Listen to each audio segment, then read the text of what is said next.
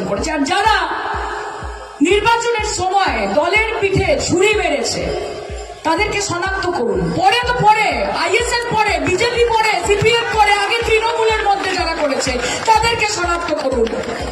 যারা শওকত মোল্লার সামনে বলেছে যে দাদা তোমার সাথে আছি, তুমি এগিয়ে চলে যাওয়ার পরে বলেছে কে শওকত মোল্লা চিনি না, আমি এখানকার বড় নেতা, তাদেরকে শনাক্ত করুন, তাদেরকে আগে বার করুন। গদ্দার হাটাও, ভাঙর বাঁচাও। গদ্দার হাটাও, ভাঙর বাঁচাও। সিপিএম, বিজেপি, আইএসএফ এরা পরে হবে। আগে নিজের দলের ভেতরে যে গদ্দার গুলোকে আছে তাদেরকে শনাক্ত করতে হবে, তাদেরকে ছুড়ে ফেলতে হবে।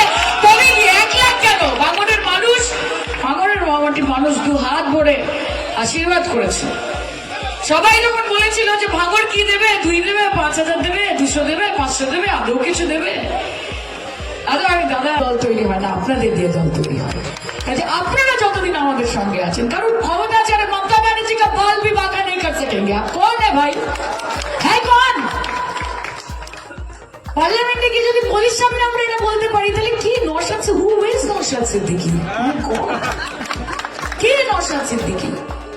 মমতা বলছিল যে কোনোদিন বিজেপির নামে দুটো খারাপ কথা বলে না বিধানসভাতে। আরে বিজেপিকে ছেড়ে দাও ভাই, ভাঙড়ের উন্নয়ন নিয়ে কটা কথা বলে, কটা জিরো আর কটা কোয়েশ্চেন আওয়ার, কটা প্রশ্ন তোলা,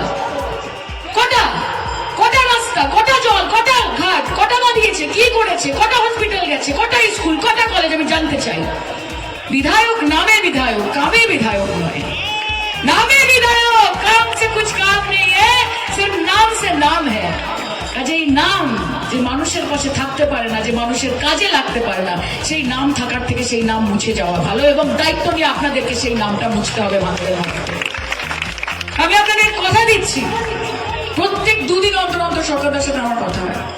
শওকতদা ফোন করে নানান কিছু নিয়ে, রাস্তাঘাট খুব ভালো সুন্দর করে বলছিলেন যে সাইনিজি ভাঙড়ের মানুষ যে ভুলটা করেছিল 2021 সালে আইএসএফ কে ভোটটা দিয়ে, এইবারের নির্বাচনের রেজাল্টে তারা বুঝিয়ে দিয়েছে যে তারা তাদের ভুল সংশোধন করেছেন এবং আইএসএফ এর গালে সমাজে একটা চড় মেরেছে তার মাধ্যমে, সমাজে চড় মেরেছে এবং বুঝিয়ে দিয়েছে যে দেখ তেরি औकात क्या है, দেখ তেরি औकात क्या है। এই औकातটা আরেকবার বুঝিয়ে দিতে হবে 2026-এ।